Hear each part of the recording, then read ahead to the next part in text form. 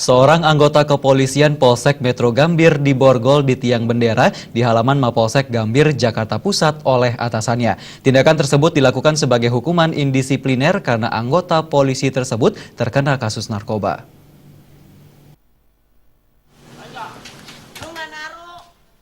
Inilah video amatir yang memperlihatkan seorang anggota Polsek Gambir diborgol di tiang bendera di halaman Mapolsek Gambir, Jakarta Pusat.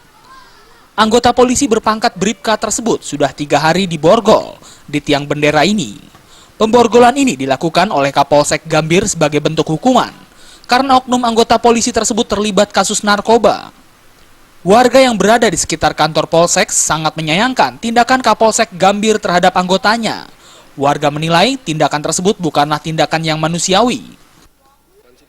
Kasusnya itu saya kurang begitu jelas.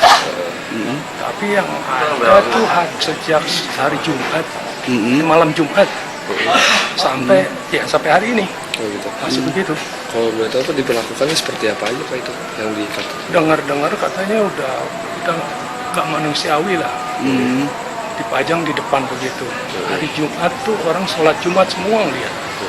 Sebagai masyarakat menyesalkan nggak sih tindakan? Saya menyesalkan, kenapa nggak, dia kan punya sel, taruhlah di selnya, jangan dipajang, kasihan lah orang. Kapolsek Gambir AKBP Susatyo menjelaskan alasan dirinya memborgol anak buahnya.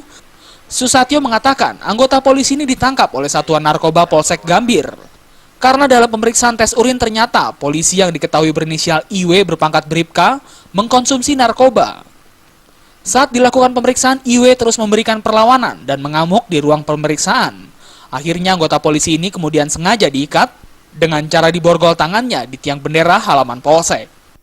Dilakukan tes urin, kemudian dilakukan pemeriksaan.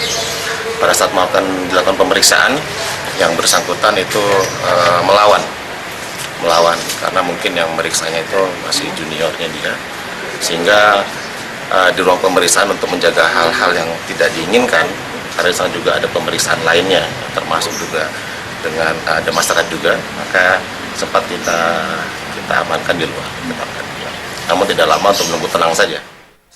Kapolsek juga membantah jika telah memborgol anggotanya ini selama 3 hari 3 malam, melainkan hanya dilakukan hanya sebentar saja. Dari Jakarta, Sumantri melaporkan. ICW curigai usulan